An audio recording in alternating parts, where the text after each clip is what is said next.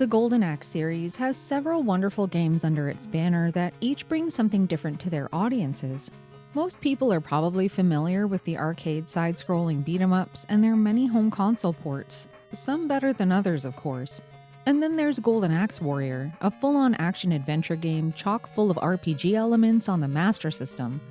Somewhere smack in the middle of these two very different game styles is a little title that was only released on the Sega Game Gear called Axe Battler, A Legend of Golden Axe. Let's get this straight. This isn't the story of an axe-swinging warrior that's destined to swoop in and save the world. This is actually the tale of someone named Axe Battler, the most capable fighter in the kingdom who just so happens to wield a sword. This is the second time I've heard of a parentally imposed prophecy via naming, with the other example being Dark Lord from Final Fantasy Adventure. The events that start the adventure rolling are the encroaching forces of the evil Death Adder. His armies are slowly overtaking the countryside, and he's even gone so far as to steal the Golden Axe. The Golden Axe is the singular item that bestows the power to rule the world upon its bearer. In an effort to thwart Death Adder's impending reign, the King of Firewood enlists Axe Battler to go out and retrieve the missing axe, using his sword.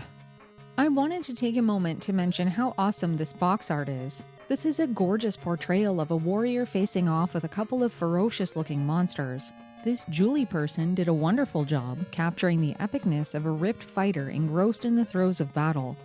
This kind of artwork would have been exactly the thing that made me pick this game up off the rental shelf as a kid if I'd had a Sega Game Gear back then, but that's not what got me interested in playing this one.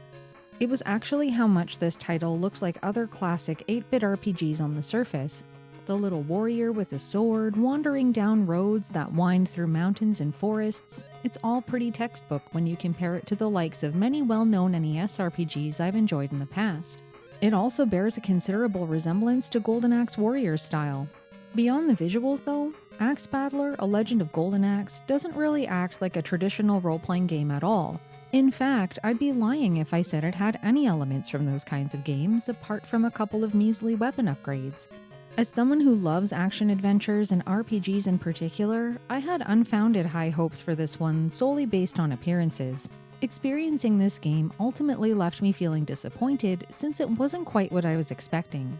But it wasn't my expectations not being met that made this more of a negative experience all said and done. Let's have a closer look. Simply put, Axe Battler is very predictable. I don't think I've ever played a game that's walked a straighter line from start to finish than this one does. The gameplay goes something like this. You venture forth from town, occasionally running into an obstacle to overcome that has a very obvious solution somebody told you about. Sometimes you play through a side-scrolling action area before reaching the next town where the cycle begins all over again. This might sound like every video game ever, but comparatively, this one feels very shallow. For example, while traveling around on the overworld, you might be excited to look around for secrets, but there's actually none to find. The fact that they included a search function in the menu felt like a sick joke after a while. I learned pretty early on that unless an NPC revealed something explicit to look for, there was no point in checking.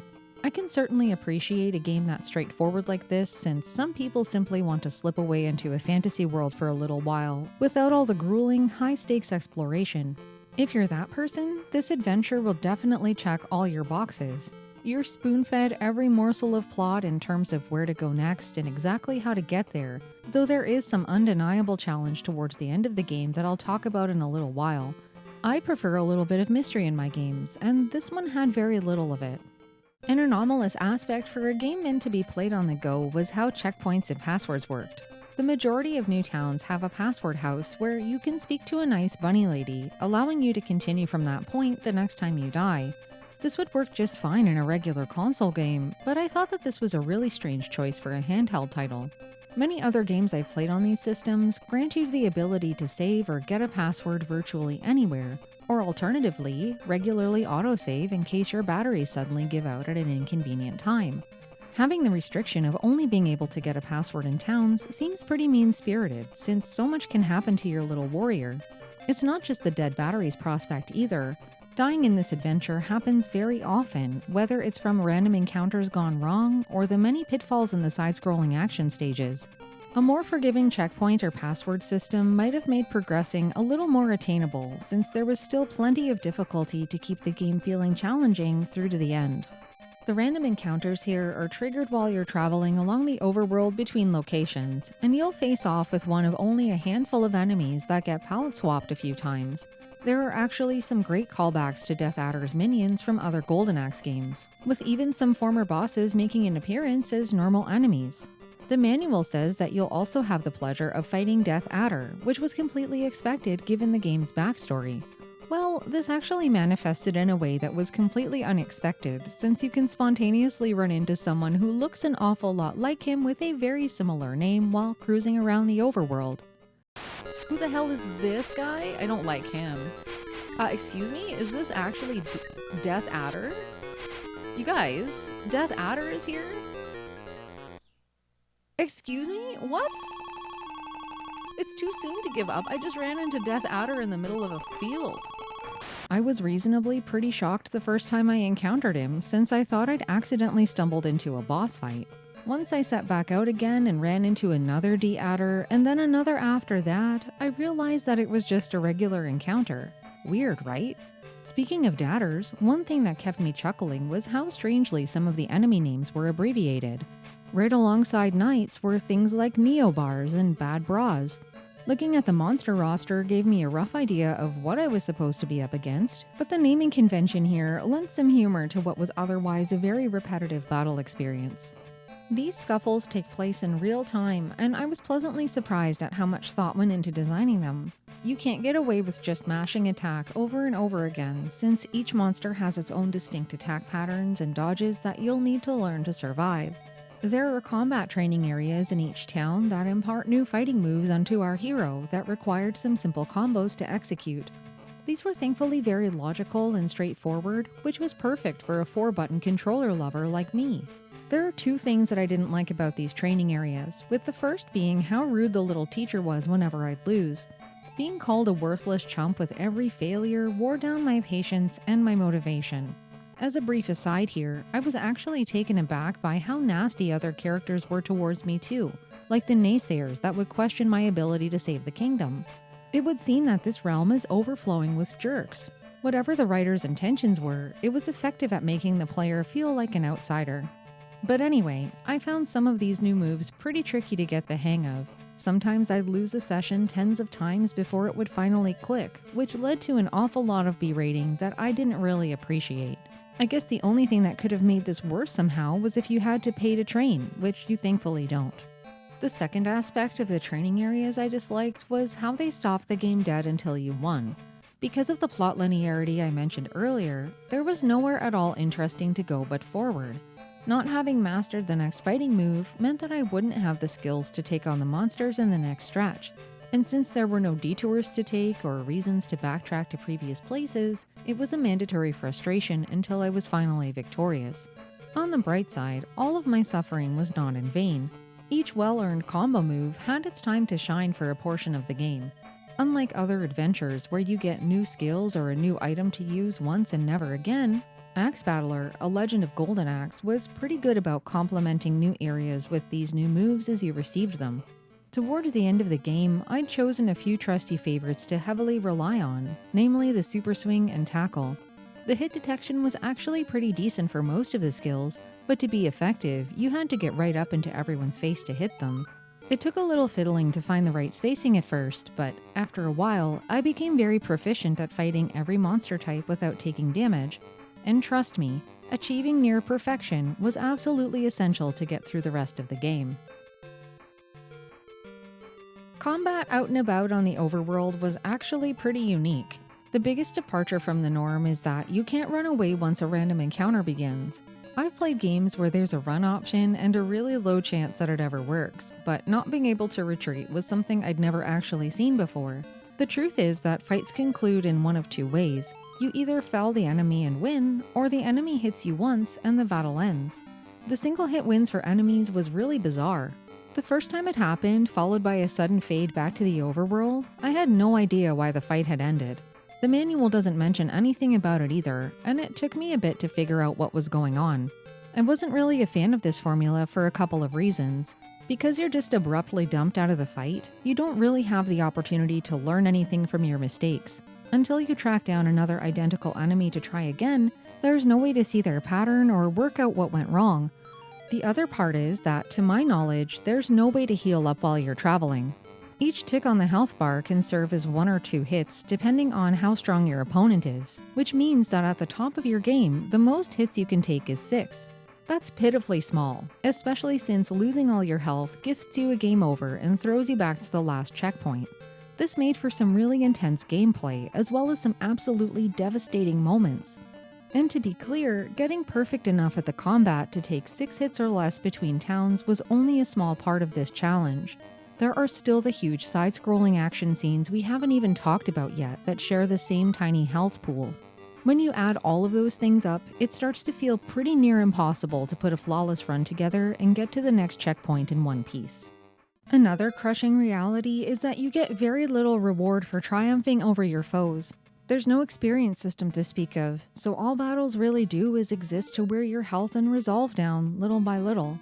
The only prizes are vases that enemies drop, which can be spent out in the form of magic spells or at inns to rest. The number of vases you get for winning a single fight is a mere pittance considering how much it costs to cast a spell, and frankly, the magic sucks since it doesn't do any more damage than swinging my sword around, especially against late-game monsters with huge health bars. Once I discovered how weak the magic was, I really only ever used it by accident since you cast it by pressing the start button. I'm a big panic pauser, so I did this unintentionally a lot more often than I wanted to. The absolute worst nonsense about vases is that when you die, you lose them all anyway. It's not even a situation where you're roused back to the land of the living and have half your money left. Nope, it's all gone every single time. And with how easy it is to die, grinding for vases to heal at inns or cast magic didn't feel worth my time in the slightest. The third major pillar of this game consists of these side-scrolling battle areas. I really like when video games have a second, totally different mode to enjoy. These provide a welcome break from the norm, and I can think of a couple of titles on other systems that did this really well. One of my favorites is Gargoyle's Quest, which marries top-down overworld exploration with really well-developed side-scrolling action segments where you use new moves to tackle obstacles throughout the game. In Axe Battler, these similar side-scrolling sections should have been a reprieve from the repetitive battles and fruitless overworld exploration. Instead, they were the same rough-around-the-edges stuff the rest of this game was made of. There were quite a few things I didn't like about these segments, with one of the biggest offenders being the blind jumps. There's no way to look around at all. You know how in some games, when you hold down, the screen shifts so that you can see what's below you? Here, you don't have that luxury. You'll never know if you'll be jumping to your doom or if you're going to land on your feet somewhere until after you've already arrived. The trouble with this is how trips down the pits were treated the same way as losing your whole health meter, sending you back to the last checkpoint. This pretty much eliminates any opportunity you'd have to practice a new section and figure out any kind of strategy. Every little slip-up meant a long walk back to the battle area from town, fighting who knows how many random encounters on the way, only to come face to face with some other pitfall you couldn't possibly anticipate. Now, don't get me wrong, I don't mind taking the blame when I make mistakes in video games. If a death comes about because of my lack of skill at fighting or platforming, I will happily own that and try to do better next time. In cases like this, though, where the only way forward was through haphazard experimentation, it was just annoying. This is the culmination of some seriously sadistic level design that doesn't respect the player's time whatsoever. And it gets even worse the further you go in the game. Later stages were way more maze-like, which made it increasingly difficult to remember where death lurked and where was safe to drop down. There also seemed to be issues with collision detection on environmental hazards and platforms in general. This one area with retracting spikes was nearly impossible to get through undamaged. I eventually had to start shuffling my character to the edge of ledges where he'd comically hang off the edge, save for his little foot. I also found jumping onto moving platforms really finicky. The timing had to be perfect, which was painfully apparent in this horrible waterfall level where I kept missing my targets and plummeting to my death. Since I kept having to walk back here from town after every failure, learning this section actually felt like it took forever. At least the music was good. The tune that plays here was my favorite one by a long stretch. This waterfall section obviously has the foreground graphics to make things more difficult, but in other areas, making it up and onto platforms was more of an issue with perspective. As an example, in the spike level here, you had to be way further to the right than you thought to get onto these stone ledges, but not too far unless you wanted to bonk your head on the bottom, which you couldn't pass through. There were also problems with platform timing lining up with the spike retraction. Some runs I was able to get through the area just fine, but others, the platform seemed to be in a position where I couldn't get to them without getting impaled a few times first. It almost feels like this stage didn't really get a thorough playtest with how many little issues there are with it. Enemies in these sections were all kinds of horrible too. Unlike the random encounters that eventually became second nature with practice, the monsters here seemed to be allergic to my sword. It would seemingly phase right through some of them without inflicting any damage. Their movements felt a lot more intense and aggressive too. Because you never fight more than one monster at a time in the random encounters, I didn't feel like they really prepared me for dealing with several different ones at once, which was often the case in these platforming segments. There's a sluggishness to the character movement that makes it really hard to react, especially before you get your hands on the higher jump mechanic. And that's not even the worst of it either. Sometimes enemies would be skulking at the bottom of those blind jumps I mentioned, completely out of sight until you were already on top of them. They'd also pop out of the ceiling or floor with no warning, or snipe me with projectiles from off-screen. It really eventually boiled down to memorizing every stage's excruciating details, every surprise monster attack, enemy movement, all the permutations of projectile patterns depending on what moment I arrived in, all the while not taking more than 6 hits between checkpoints. It was absolutely maddening after a while, and I didn't find it fun in the slightest. The battle areas are undoubtedly challenging for what I felt were all the wrong reasons. If the game's field of view was slightly larger, I think that would have improved things quite a bit, but that just wasn't the case here. I usually don't talk about final boss encounters or the ending of games I review here, but this time I feel like it was too much of a one-of-a-kind experience to leave out. This is your official spoiler warning to click ahead if you don't want to know how the final stretch of this one unfolds. Alright? Ready? Here we go. Given how huge the spike in difficulty was in the last 2 areas of the game, I was expecting to reach the end and come face to face with Death Adder in an absolutely brutal encounter. With how much emphasis there was on learning all these new moves and becoming a versatile warrior, I was convinced that I would need to bust out all of my very best attacks for one final showdown. When I finally reached the end of the last stage with only 1 hit left in me, I rushed into the next screen to be greeted by a cutscene. Getting a little exposition about how evil your nemesis is par for the course in most games. My heart was racing, waiting for the fight to start. But you know what? It never did. All you get is a pretty goofy exchange with Mr. Adder, followed by attacking him while he hides in the darkness. You don't even get to see him. After that, the game just ends with an exploding castle and an eagle trip around the realm. I was completely blown away by this, and I honestly didn't know how to feel. I'd arrived there with a feeling of dread, anticipating the burden of needing to work through the final stage gauntlet at least a few more times, since I was nearly dead when I got there. Learning that there was no boss at all was disappointing as much as it felt like a relief. On one hand, I played this entire game expecting an ultimate final challenge, but on the other hand, I didn't have to play this game anymore. I was more than ready for it to be done, but it was a shame that it went out with a fizzle rather than a bang. What bothered me the most was that I apparently had access to a flying eagle the entire time. Why couldn't I have just summoned it earlier and flown to the window of Death Adder's castle to talk to him? It's so silly. Axe Battler, A Legend of Golden Axe, is best described as an enigmatic experience. On the surface, it appears to have everything a great game should, but the execution in several important aspects was lackluster at best. The pointless currency, the meaningless random encounters, and the frustrating battle stage level design were by far the biggest letdowns, but there were also many other rough aspects that could have used a bit of smoothing out. The entire time I was playing this, I kept wishing it was a little more polished and in-depth than it was. I didn't feel rewarded for virtually any of my efforts, and the ending of the game, while very cinematic like Sega games usually are, didn't exactly leave me with a feeling of a job well done.